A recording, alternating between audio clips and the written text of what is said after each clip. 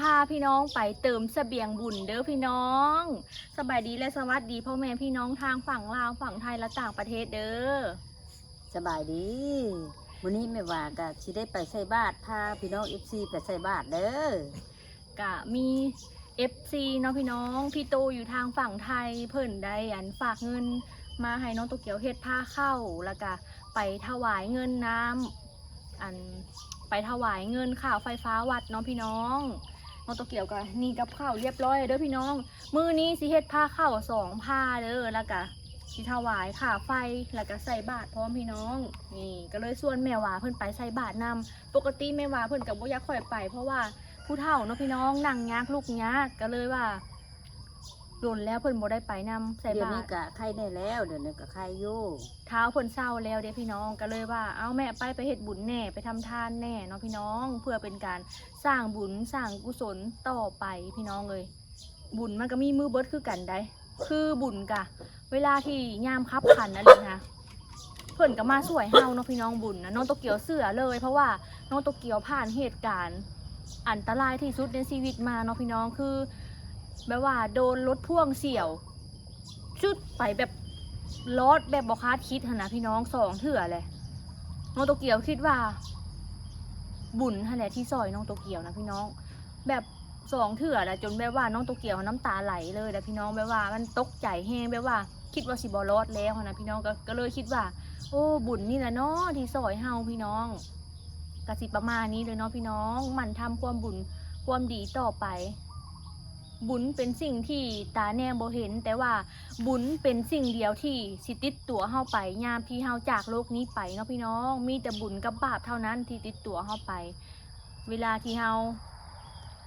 หมดลมหายใจไปว่าซั่นซะพี่น้องคนเฮากะอยู่บ่ได้ฮอด100 ปี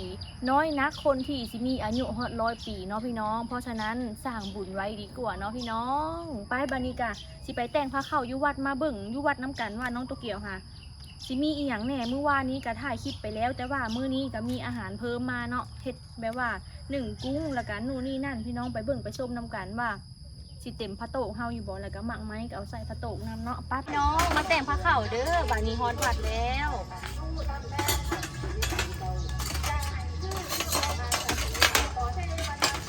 อันนี้ข้าวเจ้าเด้อพี่น้องข้าวสวยใส่สวยใหญ่นี่จ้ะ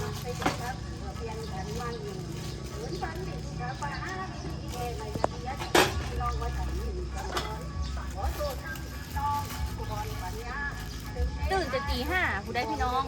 แล้วก็ตื่นมาเฮ็ดกับข้าวเนี่ยอยู่เนี่ยกินนี่แหละแล้วก็อุ่นอาหารเนาะ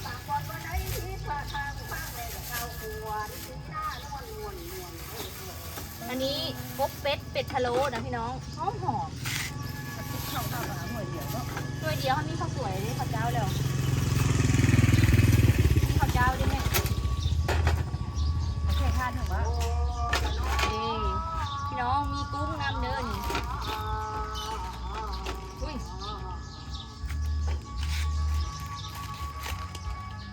นี่พี่น้องสีส้มค่ะขนาดเลยเนาะกุ้งเนาะ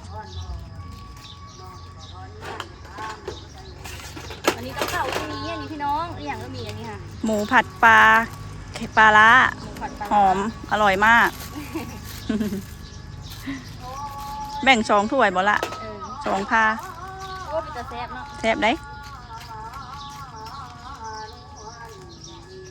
หมูผัดปลาร้าปลาหนังค่ะนะพี่น้องกินกับข้าวสวยร้อนๆอร่อยข้าวเลยกับข้าวเจ้าเนาะอันนี้นี่เรียบร้อยอุ่นเรียบร้อยมาใส่ถ้วย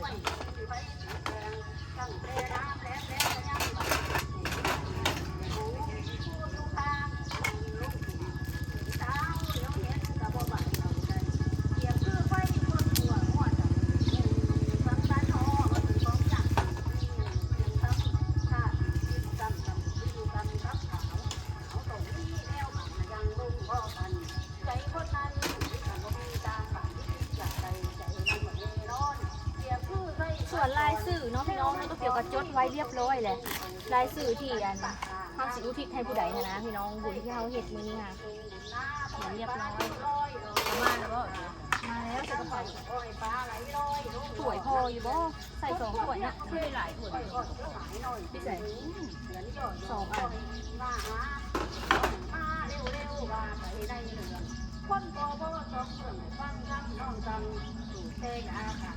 น้องตอนนี้แล้วล่ะเด้อพาข่าวพี่น้องโตเกียวแต่ง2 พาเนาะพี่น้องมาเบิ่งนำกันว่าเป็นแล้วใดนี่พี่น้องมี2 พานี่อันนี้เป็นผ้าที่1อาหารกสิประมาณนี้แล้วก็อันนี้เป็นเมนูที่2เนาะเป็นผ้าที่2พี่น้องนี่กสิประมาณนี้เลยนี่ของใส่บาตรนี่ป้าวันนี้พี่น้องสิเอาผ้าขาวขึ้นไปอันเตรียมเทียนเทิงวัดเลยเนาะแม่พี่น้องมีน้องโตเกียวกระเชียนใส่อันกระดาษเรียบร้อยเนาะว่าพี่โตพี่น้องเฮ็ดผ้าขาว1 ผ้าอุทิศให้พ่อปราสาทเวชสิริธรและแม่กระจ่างจิตสิริธรแล้วก็พี่โตเนาะเขียนชื่อจริงเพิ่นลงได้พี่น้องแล้วก็นามสกุลได้ทำบุญถวายค่าไฟฟ้าวัดจำนวน500 บาทเป็นเงินกีบอยู่ที่340,000 กีบเนาะพี่น้องเพื่อเป็นการสะดวกในการใช้จ่ายของทางวัดพี่น้องนี่อันนี้ก็เป็นของน้องโตเกียวอันนี้ทางเข้าพี่น้องอุทิศให้พ่อแล้วก็ปู่ย่าพ่อเฒ่าแม่เฒ่าพี่น้องนี่เรียบร้อยป้าเอาขึ้นเทิงเลยแบบนี้เลยนี่เท่าไตรนรงค์สิริธรเฮ็ดพระเข่า1 พาอุทิศให้พ่อปราสาทเวชสิริธรและแม่กระจ่างจิตสิริธรที่ได้ลงหลับไปแล้วก็ขอให้มาจมหับจับเอาถ้าตกทุกข์ขอให้พ้นจากทุกข์ถ้าถึงสุขแล้วก็ขอให้สุขยิ่งขึ้นไปก็ขาดเถิดได้ถวายค่าไฟฟ้าวัดจำนวน340,000 กีบสาธุเป็นบุญเป็นกุศลเด้อขอให้อยู่ดีมีแห้งหายเจ็บหายไข้หายพยาธิโรคราเอาขนาดแก้วเจริญได้เฮ็ดพระเข่า1 พาอุทิศให้พ่อโสโอปนายิโกปัจจังเวทิตาโควิโนหิติสุปฏิปันโนภะคะวะโตสาวกสังโฆอุสุปฏิปันโนภะคะวะโตสาวกสังโฆญาณปฏิปันโนภะคะวะโตสาวกสังโฆสามิจิปฏิปันโนภะคะวะโตสาวกสังโฆญาติสังฆานิปุริตายุคานิอัตตาปุริตาปุคลาอิสาภะคะวะโตสาวกสังโฆอาหุเนยโยปาหุเนยโยตักขิเนยโยอัตตลิกลันโยอนุตตลังปุญญาเกตังโลกัสสติมหุงสหัสสามปินิมมิตตาบุตันตังกะลิเมกะลังบุติตะโกละตะเสนะมาลังทานาติธัมมาวิชินาสิตวามุนิโทตันเตสัสสะภวันตุเตสยมัตตาตาภพุทธานุภาเวนัสสะโสติภวันตุเตภว ตอนนี้ใส่บาตรแล้วก็ทำบุญแล้วเรียบร้อยเนาะพี่น้องน้องโตเกียวก็มาบูชาธาตุพ่อพี่น้องแล้วก็มาหยาดน้ำใส่ต้นโพพี่น้องเพื่อเป็นการอุทิศส่วนกุศลฝากบุญกุศลไปนำพระแม่ธรณีเนาะพี่น้องน้องโตเกียวก็รู้สึกอิ่มบุญอิ่มอกอิ่มใจมื้อนี้พี่น้องรู้สึกว่านักบุญขนาดเลยสิหะบุญเมื่อกันเด้อพี่น้องบัดนี้พี่น้องกะอนุโมทนาเอาบุญนำกันเด้อน้องโตเกียวกะได้เป็นสะพานบุญให้พี่น้องทางฝั่งไทยเนาะพี่น้อง